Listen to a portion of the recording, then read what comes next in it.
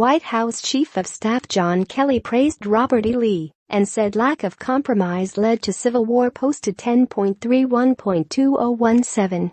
White House Chief of Staff John Kelly lauded Confederate General Robert E. Lee and said the Civil War began as a result of lack of compromise, inserting himself into a debate over the value of Confederate statues and monuments around the country.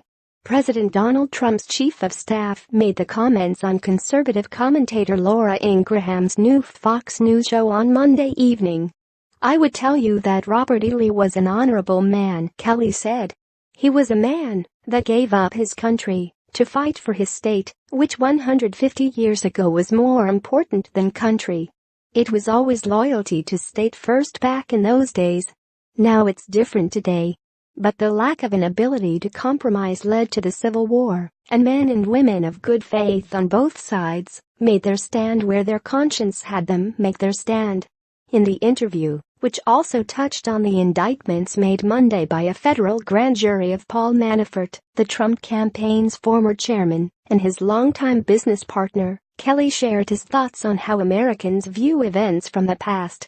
"I think we make a mistake, though, and as a society and certainly as individuals, when we take what is today accepted as right and wrong and go back 100, 200, 300 years or more, and say what Christopher Columbus did was wrong," Kelly said.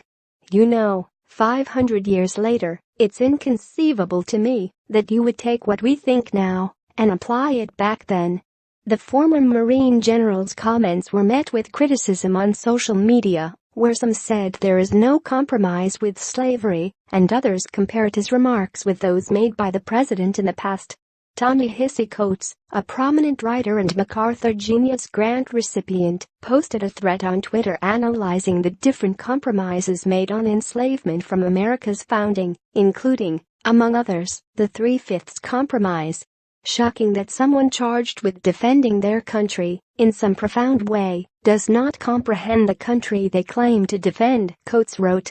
"Notion that we are putting today's standards on the past is, in itself, racist, implies only white, slave-holding, opinions matter." Bernice King, the youngest daughter of Martin Luther King Jr., wrote that what Kelly said was irresponsible and dangerous.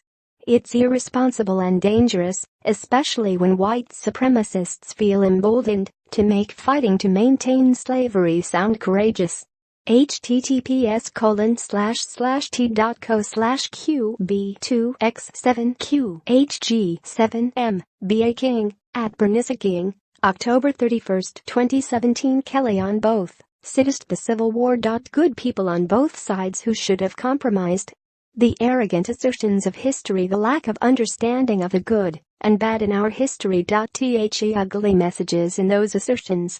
pic.twitter.com xguti56zl9, Joanne Freeman, at JBF1755, October 31, 2017. Others pointed out how they echoed Trump's comments following the deadly white supremacist rally in Charlottesville, Virginia, in August, where one woman died after a man drove his car into a group of counter-protesters.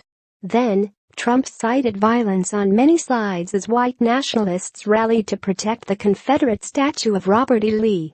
In his comments following the aftermath of the violent clash, Trump also said racism is evil